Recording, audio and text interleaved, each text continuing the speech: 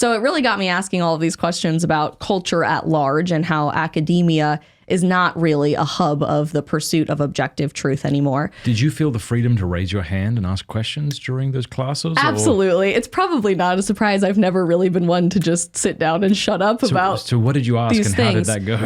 I was hesitant to at first because nobody else was. And I kept waiting and waiting and waiting on my huge public college campus, federally funded institution, large agricultural school. It's a huge ag program at Colorado State. So you'd expect a lot of pretty conservative people.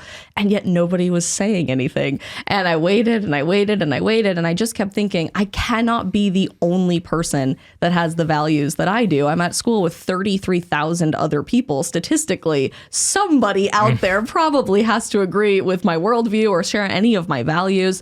And I decided to do something about it by running for student government to represent my college at our larger student government. If you don't know much about the way student government is structured on public college campuses, it's usually called something like the Associated Students of your university. And that's what it was called at our school. It's typically a massive hotbed of extreme indoctrination and very, very secular leftism. So I was very much a fish out of water and very quickly found myself labeled as the public enemy #1 on my campus. That sounds so hyperbolic, but it's not.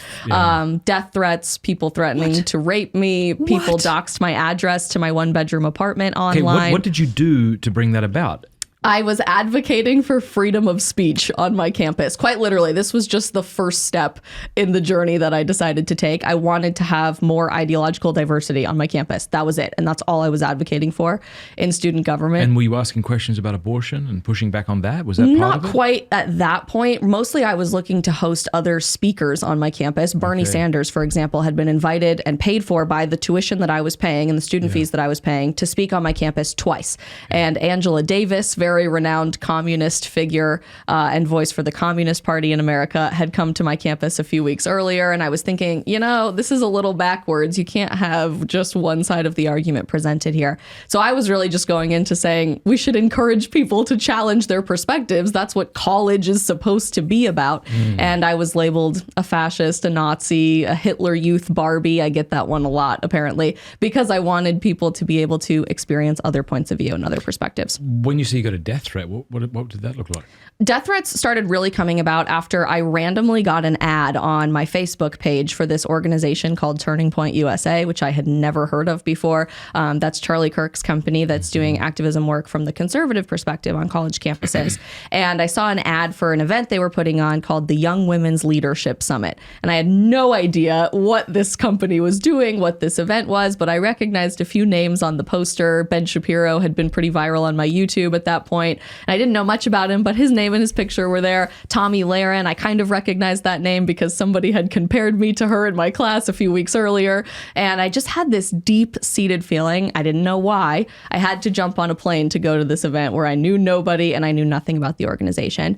So I went. I jumped on a plane, went to Dallas, Texas in June of 2017, right after my sophomore year, and totally fell in love with this idea of there were thousands of other young women exactly like me all over the country who felt like they were the only person in their college or high school community with their values. When you say your values, what values did you share?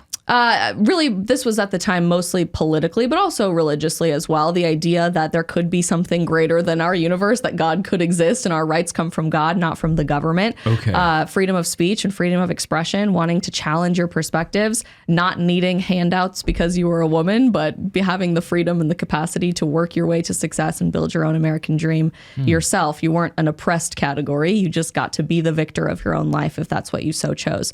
So I wanted to bring that back with me, and I ended up starting a Turning Point USA chapter on my college campus, which is kind of like a club where you hang out and you meet people. But a big part of what they do is bring speakers to campus like a Charlie Kirk or a Dennis Prager or Candace Owens or Ben Shapiro, any of the ones that you always see going viral on college campuses.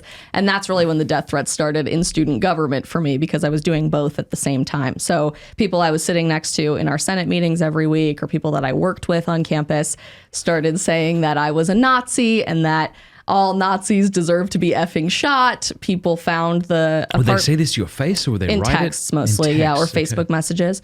Most of the time, because they were messages, the good news is that's not freedom of speech. Spoiler, when you threaten to shoot someone in the head. So we were able to develop a really great camaraderie with the local police department on our campus, and they were very supportive of all the work that I was doing and watched out for me. But it was a scary time. I mean, it's hard. You seem rather sanguine about all of this. At the time, it must have been... You know, even then, people ask me, like, how are you dealing with this the way that you are? You should be totally freaking out. It was definitely scary, especially when my address was doxed. I mean, I lived in a one-bedroom apartment right off campus. I had really bad roommate experiences and said, to hell with this. I'm not doing this anymore. This is horrible. So I ended up living alone junior and senior year. And when my address got posted, I was walking home from the library at like 3, 4 in the morning sometimes after marathon study sessions for organic chemistry. Again, God bless you if you're taking that class. I got a 54% in that class, and it was a B with the curve. So that should tell you everything you need to know.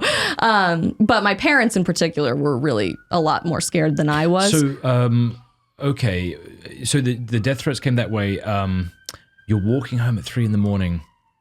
So, yeah, okay, keep going. I'm sorry. I was about to respond to something, but I forgot. So. You know, I honestly can't tell you though, Matt, how I wasn't more afraid. I was uneasy for sure. It was scary. That's what I was going to ask you. How did your address get doxed? I have no idea. Somebody posted it, a person I didn't know posted it on the comments section of a newspaper article on Facebook that they had interviewed me about bringing a speaker to campus. At the time, it was Charlie Kirk. I ended up hosting Candace Owens and Dennis Prager on my campus as well. Actually, it was Candace's first ever college event was at my university while I was there. So we go way back because of that, and it's very fun. But somebody that I didn't know had found my address somewhere. I don't know, maybe through hacking the student system or something like that, and posted it online. And that was when I kind of realized there are huge consequences in our cancel culture world for advocating for freedom of expression. Who knew that that would be the most controversial thing you could say on a public college campus, that you should learn from people who might be different from you? That's what academia used to be all about. My parents totally freaked out. My mom actually insisted on coming to class with me for like 5 days before leading up to the day I hosted Charlie Kirk as a speaker. And it was so embarrassing having to drag my mom to pharmacology class. My mom doesn't know anything about this. My parents are both attorneys, and she loved it. She felt like she was going back to school, but the police couldn't come with me to class. They had a job to do, and we didn't know who was getting all of this information or sharing all of it out there.